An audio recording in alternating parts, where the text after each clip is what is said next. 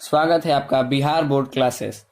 देखिए, पिछले वीडियो में हमने 3 तक जाना था, ठीक है। यहाँ तक हमने बना लिया था 3 का 2 तक। अब हम बनाने वाले हैं 4, ठीक है।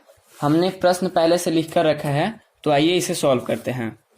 सबसे पहले हम लिखेंगे इसको 5/18 और का मतलब होता है भाग, तो हम यहाँ पे भाग का चिन्ह देंगे, ठीक है।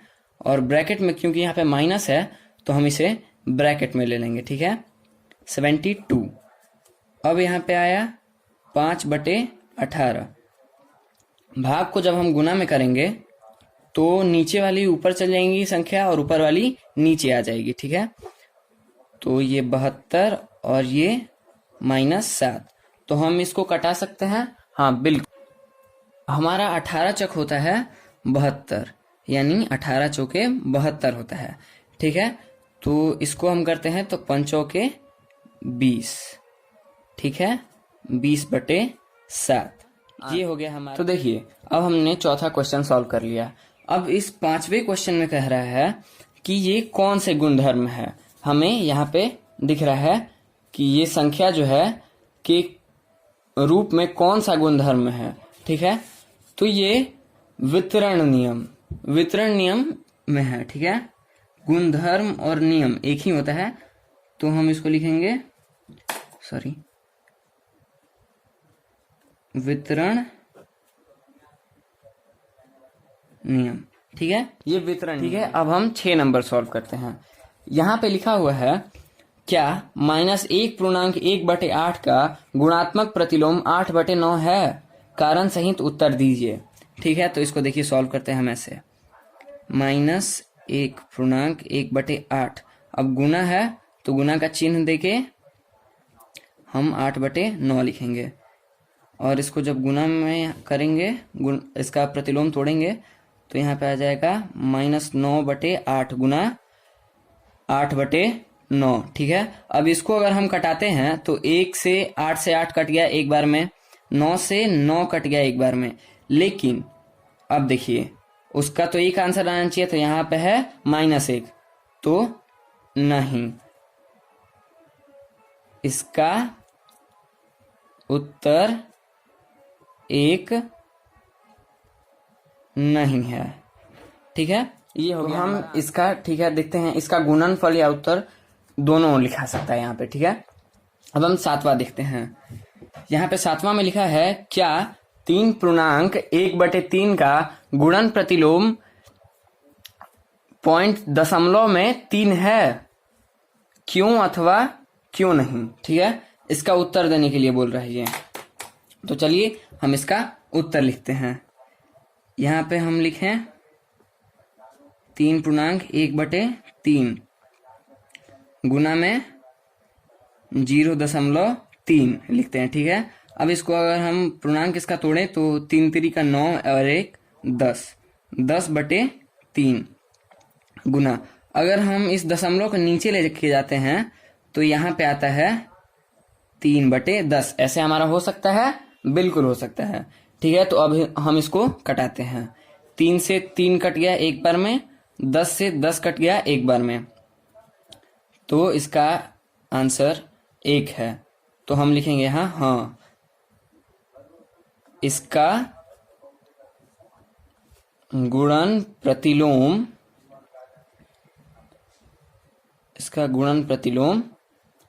1 है। तो ये हो गया हमारा आंसर। अब हम 8वां प्रश्न शुरू करते हैं। देखिए, 8वां का पहला ये जो क्वेश्चन है, इसको हम वितरण नियम से बनाएंगे। वितरण नियम हमने पिछले क्वेश्चन में बताया था, ठीक है। तो इसको हम वितरण नियम से बनाएंगे, यानी इसका गुना इससे भी करेंगे और इसका गुना इससे भी करेंगे, ठीक है। इसका गुना इन दोनों से करेंगे। तो चलिए हम गुना करते हैं। यहाँ पे दिए -3/4 गुना 2/3, इसको हम स्मॉल ब्रैकेट में डालते हैं, ठीक है। बीच में प्लस है तो हम प्लस लिखेंगे और फिर लिखेंगे -3/4, 3/4 गुने -5/6, ठीक है। इसको भी मिडिल ब्रैकेट में डालेंगे। तो हम जानते हैं कि पहले हम ब्रैकेट को सॉल्व करते हैं, ठीक है। तो ब्रैकेट को सॉल्व करते हैं हम ये 2 दूनी 4, ठीक है, और 3 से 3 कट गया, इधर आ गया 1, ठीक है। अब हम इसको कटाते हैं, 3 दूना 6, ठीक है, और ये माइनस माइनस कट गया आपस में, तो इनको लिखते हैं हम, यहाँ पे लिखे -1/2। अब इधर कोई संख्या नहीं है तो हमारा ब्रैकेट ये सॉल्व हो चुका है। तो बीच का ये जो प्लस है हम इसको यहाँ पे लाएंगे, ठीक है। अब ऊपर में है 5 और नीचे में है 8, ठीक है। तो अब हम इन दोनों का एलसीएम लेते हैं, तो इन दोनों का हम एलसीएम निकाल लिए। इसका आ रहा है 8, ठीक है, 8। अब 2 के टेबल में 8 कितने बार में आता है, तो 4 बार में आता है। तो अगर हम 4 को -1 से गुणा करते हैं तो यहाँ पे आता है -4, ठीक है, -4 प्लस, अब करते हैं हम यहाँ पे 5, तो ये 8 के टेबल में 8 इतने बार में आया, 5 बार में, तो ये 5 हम वैसा ही लिखते हैं, ठीक है। अब इन दोनों को सॉल्व करते हैं। तो अगर हम इस माइनस प्लस को लिए तो जो संख्या बड़ा होता है चिन्ह उसका लगता है, ठीक है। तो चिन्ह यहाँ पे प्लस का रहेगा और इन दोनों को माइनस किए तो यहाँ पे हमारा आंसर होता है 1/8, ठीक है। ये हमारा हमने पहला बना लिया। अब दूसरा बनाते हैं हम। उधर यहाँ पे जगह नहीं था बनाने का, इसलिए हम इधर बना रहे हैं, ठीक है। अब देखिए अब इनको कैसे बनाना है। इनमें भी वितरण नियम का इस्तेमाल करना है, ठीक है। वितरण नियम जैसे हमने इसमें इस्तेमाल किया था ना इन दोनों को इससे, वैसे ही इसको भी इन दोनों से करना है, ठीक है। तो चलिए इनको बनाते हैं।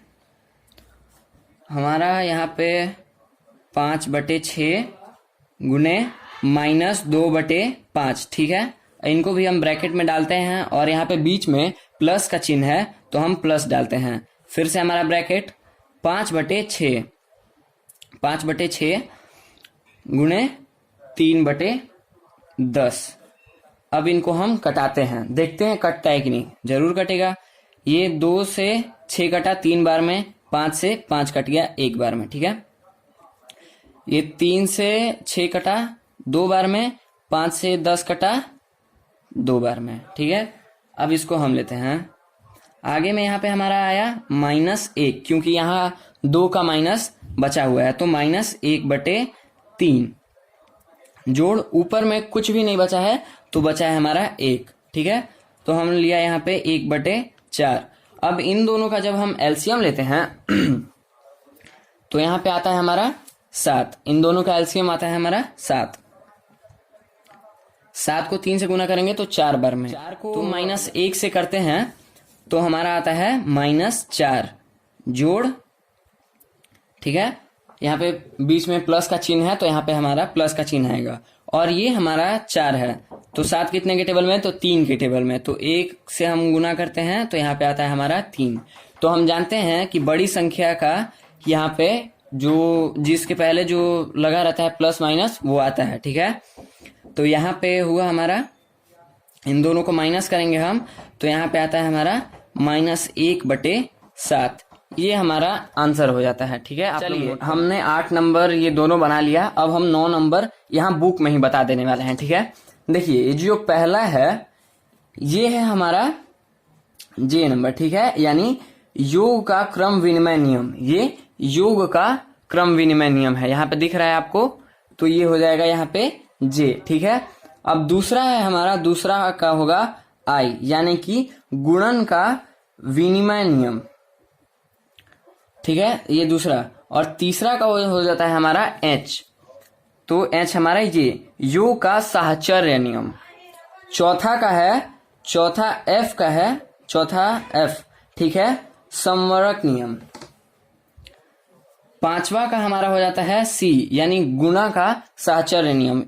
ये जिस अनुसार से है उस अनुसार से हमें पता चलता है कि ये कौन सा नियम है, कौन सा विधि है, ठीक है।